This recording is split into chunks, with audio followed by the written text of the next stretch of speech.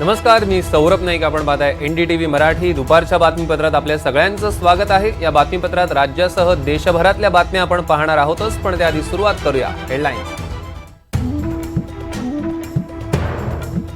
मुंबईकरांना उष्णतेपासून दिलासा मिळणार. मुंबईत सकाळपासूनच ढगाळ वातावरण.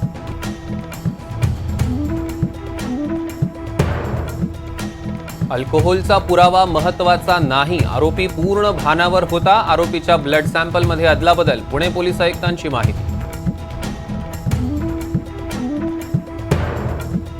पुणे पुरुष अपघात प्रकरणी ससूनच्या 2 डॉक्टरांना अटक. आरोपीच्या ब्लड सॅम्पलमध्ये फेरफार केल्याचा आरोप. डॉक्टरांची नावं अजय तावरे, श्रीहरी हरनोळ.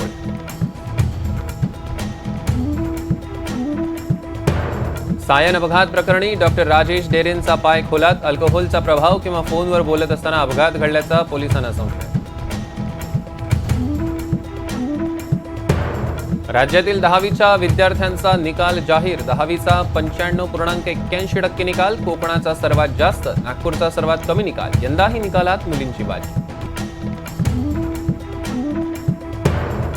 शालेय शिक्षण अभ्यासक्रमात मनुस्मृतीचे श्लोक घेतले जाणार नाहीत. शिक्षण मंत्री दीपक केसरकर यांचं स्पष्टीकरण.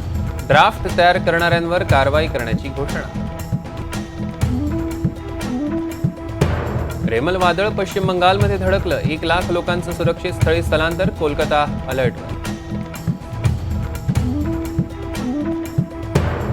पापुआ न्यू गिनियात दरड कोसळून 670 जणांचा मृत्यू. आकडा आणखी वाढण्याची भीती. ढिगाऱ्याखाली गावं गाडली गेल्याची माहिती. मालेगावमध्ये माजी महापौरावर गोळीबार. अब्दुल मलिक युनिस सिसा हल्ल्यात गंभीर जखमी.